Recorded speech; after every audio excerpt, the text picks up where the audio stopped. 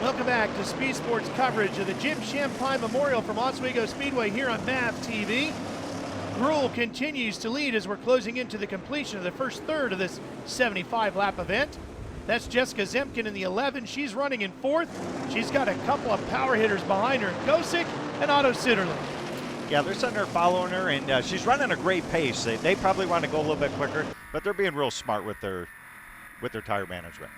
On board with our third place runner now, Bond. That's Riskis right in front of him, running up in second place. But Gruhl, he's checked out. He has. He's definitely checked out. You see how low everybody's trying to run. You know, sometimes you got to pass somebody outside, but doing a good job just catching up with second place here.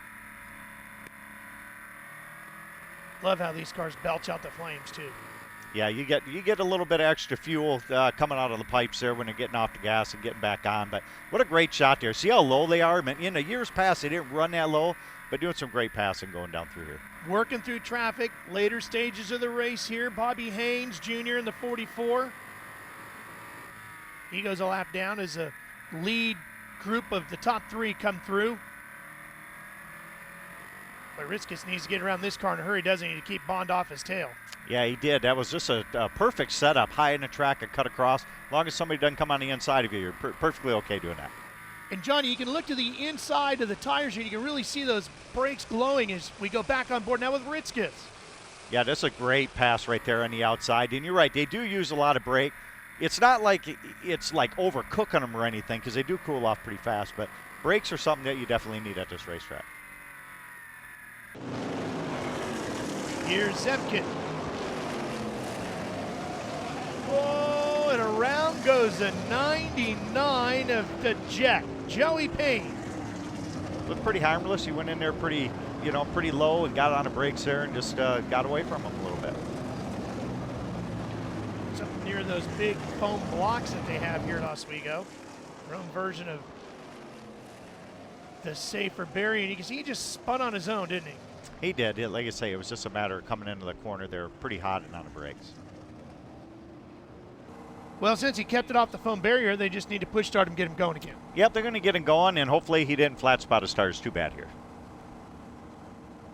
Now, this is the one thing, the yellow, the only thing that's slowed up Gruhl's pace at all, so everybody's going to close back up on him. And Otto Sitterly, as you can see, has moved around Jessica Zemkin. He's now up to fourth in that blue number 7. Good look at the 50 of Gruhl. That's the only time we've seen him all here tonight. He's been so far out in front of the field. Yeah, that makes it tough. When you're out there too far, we don't talk about him, but he's got a very, very fast race car. Riskis in the 37 now, right behind him. And here we go again. Now you can see there's always leaves a couple of lap cars in there, but the guys got around them pretty quick.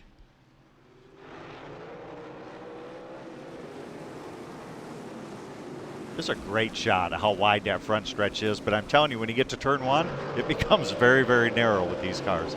This restart has definitely helped out Sitterly as he has closed the gap now to Riskis and Gruhl, and he's going to get through those slower cars in a hurry, see if he can't get up there and battle for the lead. Wow, look at them all packed up here. Oh, one car up along the wall, sliding into the turn 1 foam barrier. Danzer up against the wall. David Danzer in the 52. And you can see how the foam gets splattered along the racetrack here, but does a great job of protecting the car and the driver. Let's see if we take another look at what happened to him here. He hit that wall along the front straightaway. He was running in 8th place at the time, and then it carried it all the way down to turn 1 before coming to a rest.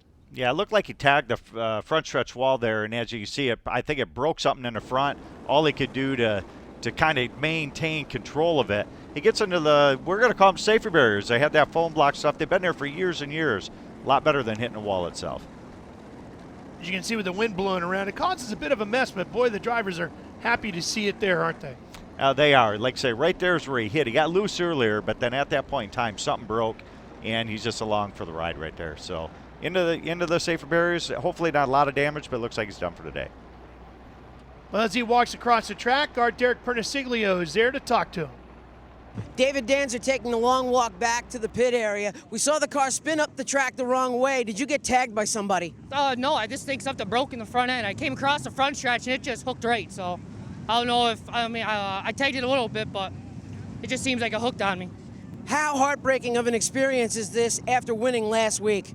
It stinks. We got a lot of work to do, and I really want to bring that new car out, but it looks like it's going to be a couple weeks fixing this thing. David Danzer has some work ahead of him to fix that machine. Frustrating end for Danzer, and an expensive one at that, as they've got some work to do to that car to get him ready to go racing here at Oswego again. We'll be right back for more after this.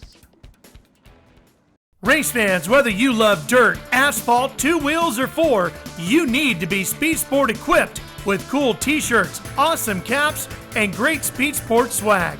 You can get your limited edition merchandise now.